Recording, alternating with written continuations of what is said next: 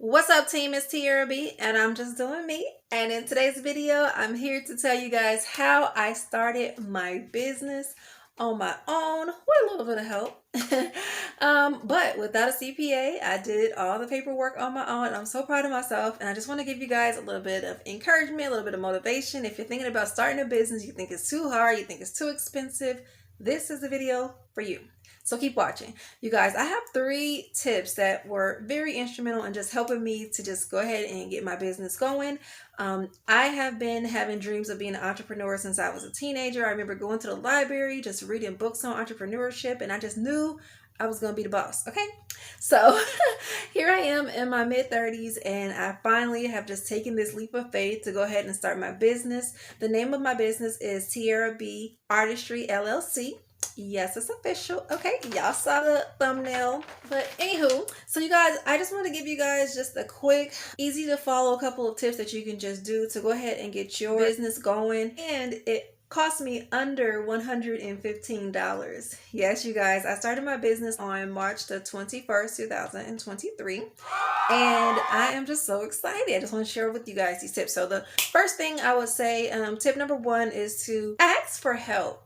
Ask for help, and ask for help from someone who has already went through the process. So I'm very fortunate that my sister-in-law actually has started 2 LLCs before. So she was very instrumental in just telling me the steps that she took and the things that really helped her go ahead and get her businesses established. And she was able to just send me a couple of links just where I need to go ahead and get the LLC going. Yeah, so I asked for help, and that was number 1. Number 2 was to actually follow the steps. She sent me a couple of text messages with some links to help me to go to particular websites. I went to the irs.gov, which led me to the Secretary of State, and there I was able to file for my LLC. And the process was pretty streamlined. I did have a bit of a rookie mistake when I got there for the LLC because I was trying to see if my business name was available, and it was. I figured it would be because the spelling of my name is very unique for Tiara. So I was like, I'm surely nobody has this name. And they didn't, but it told me to reserve the name, and I did, which was actually completely unnecessary considering I was trying to start the LLC like that day. So I paid $25, I reserved the name, and then when I actually went in to do the LLC, the application for it, it told me the name was taken. And I'm like, oh no, I just checked to see if this was available, and now it's telling me it's not available. And so anyway, of course, I made a quick call just to see what I can do about it, and what it was is I'm the one who reserved it, and so now it's not available unless I have this reservation number, which I got from the lady I spoke to. And then she explained to me that you don't even have to reserve a name. If you're ready to go ahead and get your LLC done right then and there, you can go ahead and bypass the reservation and go ahead and get it done. And of course, they did not refund my $25. So yeah.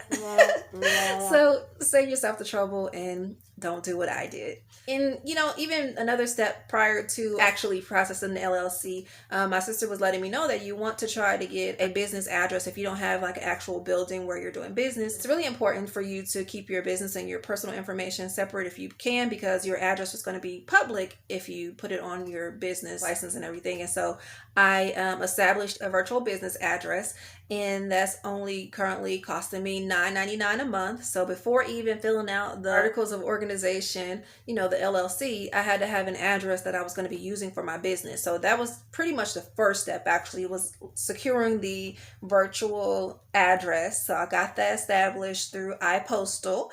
No, this is not sponsored, but I'm just giving you guys a tea. So iPostal allowed me to find a virtual address, and it's also local as well. So if I need to go there and pick up something, I can. So that was important to me because I wanted to be able to have access to it, in addition to them being able to scan mail for me for my business as well. So I got my virtual address. Then I went back and I got the LLC established, which was only $51.25. For my state. Now, I don't know how much it's going to cost you for your state, but for my state, it was $51.25, which I was pleasantly surprised because I don't know why in my mind I thought it was going to be hundreds of dollars to get this established.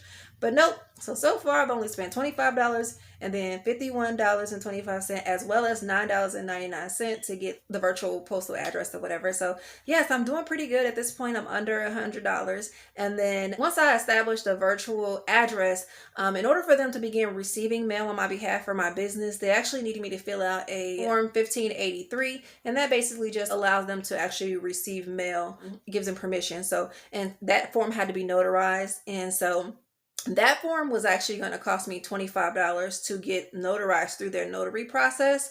And so the way I got around that, since I already unnecessarily spent $25, is I had the form printed out at my bank. So my bank printed the form out for me, and the bank notarized it for me for free because I have an account with them. And then I was able to scan it over to my virtual address and save $25. So kind of broke even on that $25 if you're following me here. So I did good. So I was able to get my business established and started under $100, you guys. So all of that was under $100.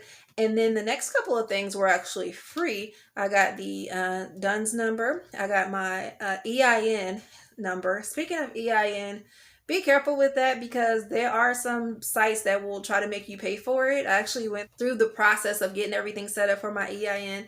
And by the time I got to the end of it, it was saying that it was going to cost me $279. And I was like, wait a minute, this is supposed to be free because, you know, the help I got in step one, my sister said this should be free. And so I was smart enough to back out and not pay $200 something, obviously. And then I backed out, and I noticed that that was just a site that was trying to, you know, get people to spend money for something that's free.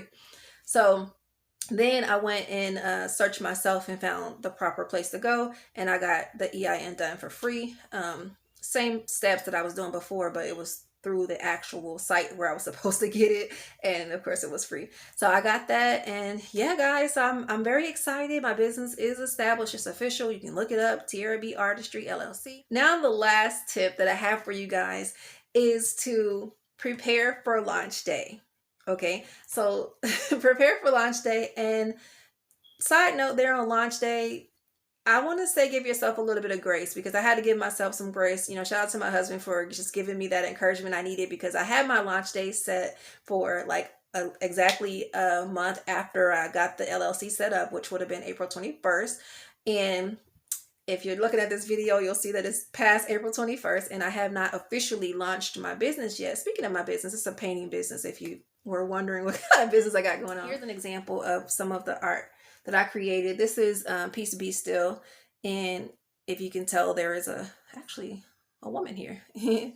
So it's abstract art, it's landscapes, it's just art. For me is healing. I went through a lot in my life, a lot of loss, a lot of, you know, things in my life that would cause me to be just absolutely nuts and crazy if I didn't have God and things and people in place to help me to be able to smile and share the way I do. So I found art, and I'm excited to have a business structure for it so that I can sell it and, you know, hopefully bring healing to other people in their home and in their hearts as well. So that's why I started my business. But anywho, back to launch day. So understand that once you start a business, you are the boss. So if you got to push back the launch day, it's okay. It's fine. Like, even if it's next year, it's fine. But understand that, you know, you are in control of your time. You want to make sure that you're using your time wisely. And if you get up to launch day and everything is not in order the way you would like for it to be, it's okay. Prepare, see what you need to do to pivot and rearrange some things and get ready for launch day. So number 3 is prep for launch day. So for me, I'm in the middle of prepping for launch day. I'm actually considering which website I want to get my business going on. I'm looking at Wix, I'm looking at Shopify, and I'm kind of leaning towards Shopify. You guys, comment down below if you have any experience with Shopify. Help your girl out, because I'm trying to decide if this is going to be a good platform for me to use to go ahead and grow and scale my business. And yeah, that's pretty much all I have for you guys. Those tips, hopefully they were helpful. Hopefully, I know it was a lot of information, but if you guys, just a quick recap, you know, number 1, ask for help. Number 2, actually follow the steps from the help that you received. And then number 3, prep for launch day. Again, I'm Tierra B, and I am out.